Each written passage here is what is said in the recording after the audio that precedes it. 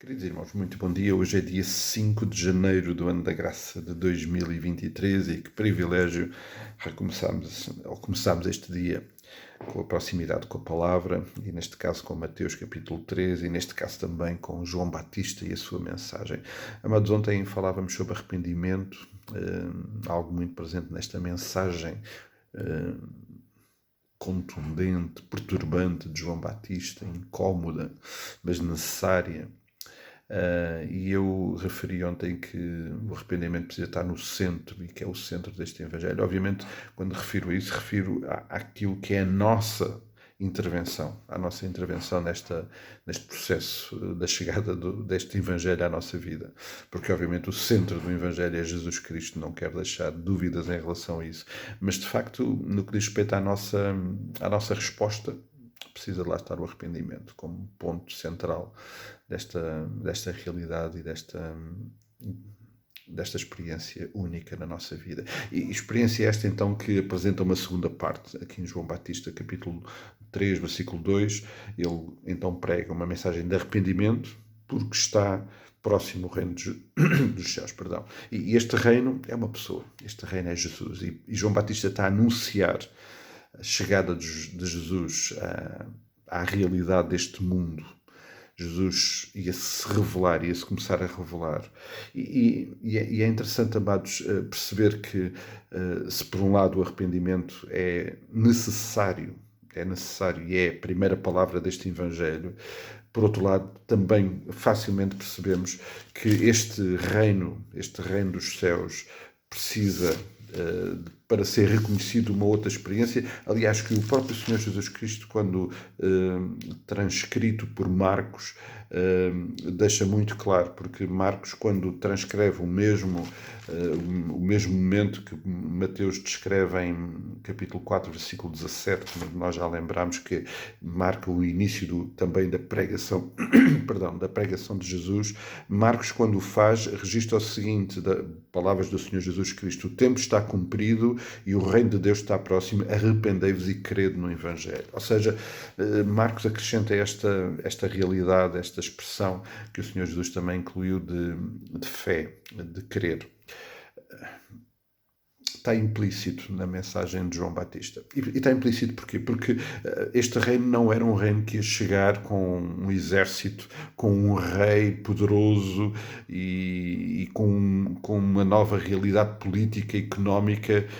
Não era nada disto. Este reino era um reino que chegava e que vinha a ser implantado e trazido por uma pessoa que tinha nascido numa pequena cidade de Belém, humildemente, que esteve anónimo durante 30 anos e que agora iria começar a manifestar-se, mas iria começar-se a manifestar de uma forma subversiva. Ele não iria pôr em causa a realidade política, económica. O que ele iria pôr em causa era a realidade espiritual de um povo, de uma humanidade. E é esta realidade que o Senhor Jesus também vai fazer na nossa vida. Obviamente, a presença deste reino transforma tudo o resto. Transforma a economia, a política, tudo. Mas este era um reino que João Batista estava a anunciar, que ia chegar desta forma. E por isso, sem fé, era impossível compreender a chegada deste reino. Isto fica muito evidente quando o Senhor Jesus Cristo começou a fazer e a realizar alguns milagres e logo começou a ser rejeitado. Porquê? Porque as manifestações deste reino, evidentes, careciam de uma experiência de fé. Amados, quando Jesus chega à nossa vida, quando o reino chega à nossa vida, obviamente precisamos de arrependimento e precisamos de fé para que este reino, de facto, produza o efeito que precisa de produzir na nossa vida.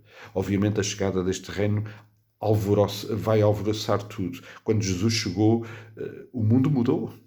A verdade é esta, o mundo mudou com a chegada deste reino. Não mudou tudo quanto nós desejaríamos, quando o próprio Pai desejaria, mas o mundo mudou. Já não foi mais o mesmo. Quando Jesus chega à nossa vida, tudo muda. E ele chega à nossa vida através desta experiência de arrependimento, mas também através desta experiência de fé que permite que a chegada do reino à nossa vida produza o efeito que só Ele pode produzir na nossa vida. E obviamente isto é algo que vai se prolongar ao longo da nossa vida, porque nós vamos ser cidadãos deste reino, e este reino vai ser sempre assim, nesta dimensão e nesta realidade, até que também, num determinado ponto, o reino seja finalmente estabelecido por Jesus na segunda vinda, e nós seremos levados para a eternidade, caso ainda cá estejamos, ou então já na presença do Senhor Jesus Cristo, experimentar essa realidade. Amados, perdão. Amados, precisamos de estar atentos, perdão, precisamos estar atentos a esta mensagem de João Batista, não só porque ela precisa de nos motivar a levar esta mensagem aos outros, mas porque ela precisa ser transformadora para as nossas vidas todos os dias, numa experiência de arrependimento, de fé e numa experiência de transformação que acontece na nossa vida, porque este reino, como é óbvio, transforma tudo, tal como Jesus transformou naquela época, e fê-lo da maneira mais surpreendente, tal como também Deus faz na nossa vida. Os milagres que Jesus fez naquela época, Ele os faz na nossa vida diariamente, e eles vão ser sempre absolutamente surpreendentes e abençoadores. Creio que vale a pena pensar nisso, creio que vale a pena estar atento a esta mensagem e ao impacto que esta mensagem de João Batista tem, não só para aquela época, mas também para a nossa vida hoje, e o incremento que esta experiência precisa ter na nossa vida, porque obviamente queremos mais, eu quero mais. Eu quero mais deste reino, eu quero mais desta experiência de fé, de arrependimento, eu quero mais desta experiência de caminhada com o Pai, através de Jesus Cristo, através desta pertença a um reino ao qual nós, de facto, já pertencemos, não por direito, mas por graça, mas ainda o fazemos nesta circunstância de estarmos temporariamente limitados a esta realidade deste mundo.